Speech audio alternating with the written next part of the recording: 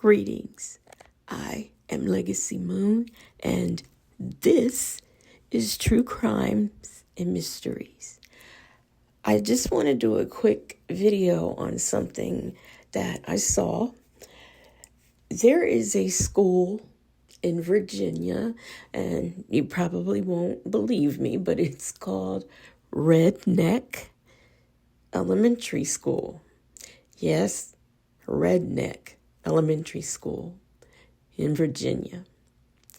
But anyway, last year, back in January 2023, there was a young boy who went there, and he apparently had problems, disciplinary problems, behavioral issues.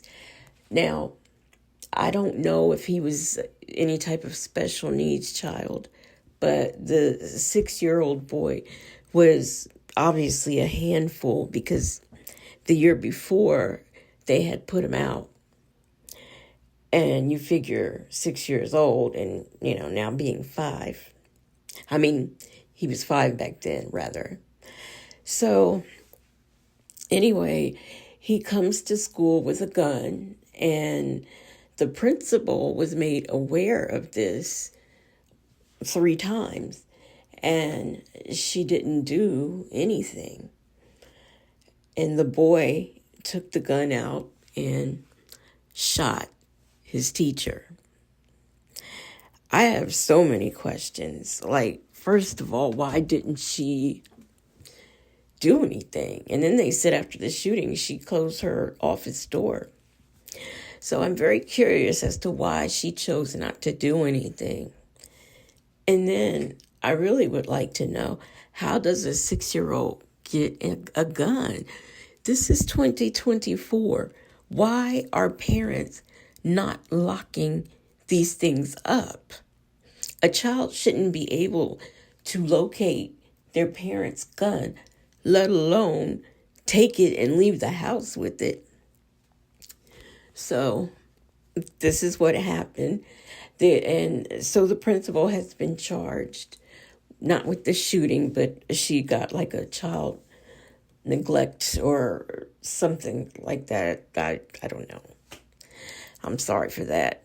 And then they are also looking at charging another official because this official had records for the child, the behavior records, and nobody could find the records.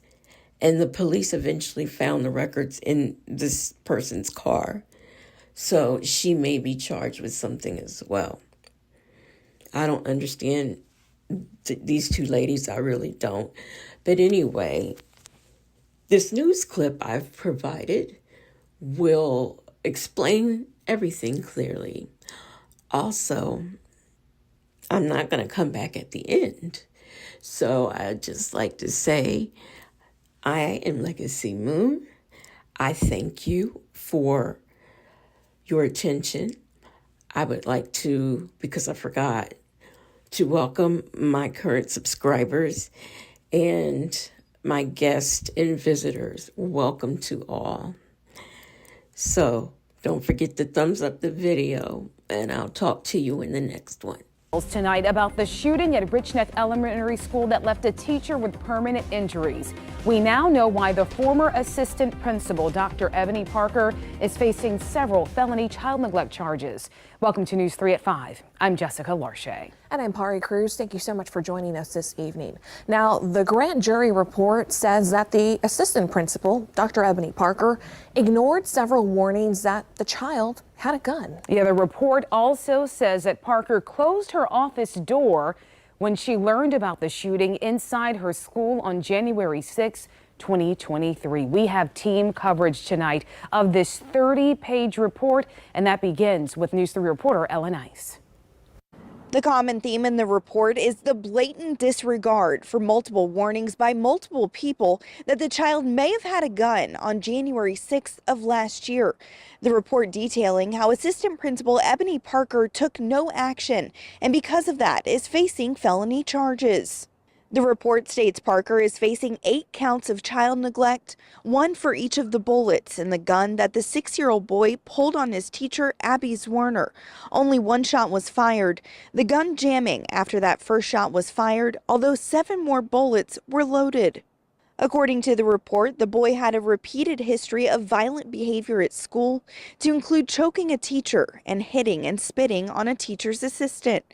Prosecutors say he was removed from school but allowed to come back for the 2022-2023 school year by Parker. The report claims the boy's behavioral issues continued, so much so that his parents had to accompany him to school and he was on a shortened schedule. 2 days before the shooting, prosecutors say the boy picked up Zwerner's phone and slammed it to the ground. He was suspended for 1 day. On the day of the shooting, 3 different people on 4 different occasions told Parker they believed the boy had a gun. Prosecutors claim Parker took no action. The report states that Parker also did not allow the boy to be searched, although school policy allows an administrator to search a child if there is reasonable suspicion to do so. The special grand jury ultimately used those factors and several others to charge Parker criminally for reckless care of a child. Commonwealth's attorney Howard Gwynn released a statement along with this report saying, quote, "In releasing the special grand jury's report, we acknowledge the harm inflicted on the children in Ms. Zwerner's classroom that day." He's planning a press conference Thursday morning on this case. We know Parker turned herself in and was released on bond. She'll appear in court Thursday morning. In Newport News, Ellen Ice, News 3. Now, Abby Zwerner's attorneys are responding to this latest report saying, quote, "The grand jury report reveals a systemic failure that led to the shooting of Abby Zwerner. Most shocking is the apparent cover-up of disciplinary records before and after the shooting. We are grateful for the work of the special grand jury and the answers they have provided this community," end quote. Now, we are expecting to hear more from Zwerner's attorneys tomorrow. They're currently representing her in a $40 million lawsuit against Newport News Public Schools. As you just heard Pari say, Zwerner's attorney mention a cover-up of disciplinary records. Well, we've been going through this report, our entire team has, and the special grand jury suggests that Dr. Lakeisha Parrott, the director of elementary school leadership, should be investigated for missing disciplinary records connected to the child who shot Zwerner. The special grand jury report said, quote, "There should be a continuing investigation into the missing files and documents to determine if Dr. Parrott and or other parties should be charged with obstruction of justice."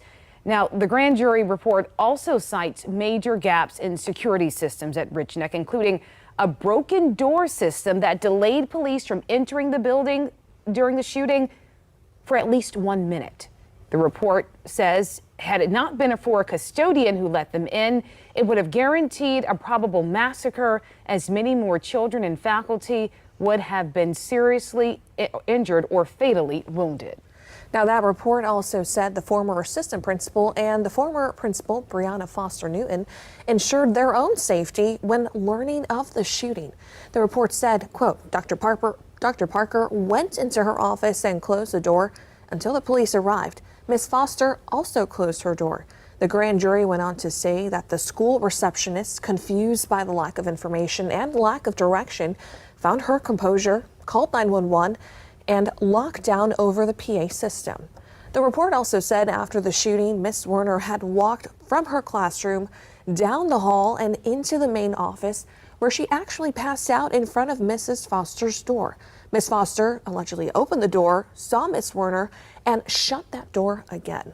There is so much unfolding that I think will leave people shaking their heads about what is in this special grand jury report. Now we want to bring in legal analyst Dr. Eric Claville from Norfolk State University. You have been providing context on this case for more than a year now.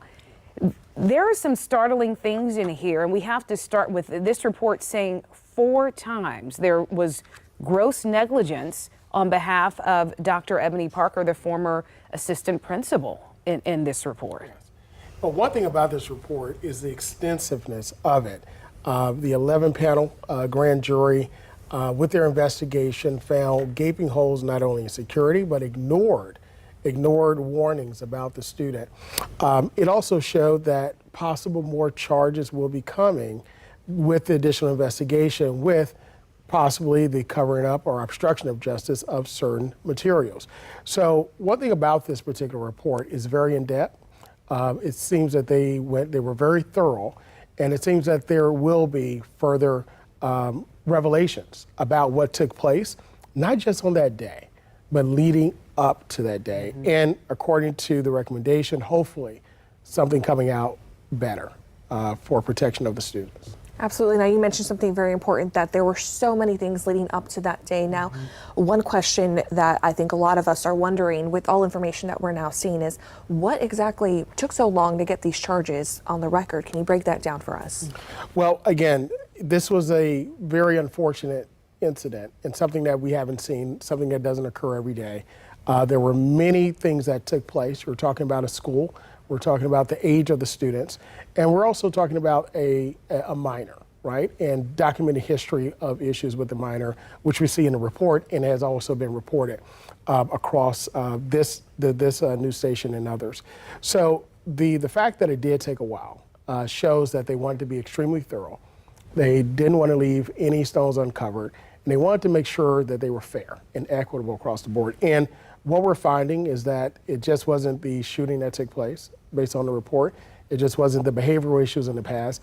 But we also saw failures in, according to the report, security measures, whether it be the front door failure, whether it be an officer not being on available or not being called. Not being called, you mentioned that because Dr. Parker was informed, according to this, 4 times and never called a school resource officer. They shared one with other schools, never called that in. Before we leave, I do want to talk about the other person, Dr. Parrott, Yes. who could be facing obstruction of justice investigation. They were looking for the child's records, could not find them, but somehow they were in her car or in her home. That's concerning. That is very concerning and disturbing, because we find, according to the investigative report, other students' records were in the electronic system, Synergy, that they have, and also physical copies. They were in the same place. So it shows that this particular record, or these records of this student for certain incidents, were not in the place where they should have been, along with others. So we'll continue to see what the investigation shows, but it was recommended by this grand jury for further investigation of that matter. Wow. Dr. Eric Cavill from Norfolk State University providing us this legal analysis. I'm sure this will not be the last time we're speaking to you about this.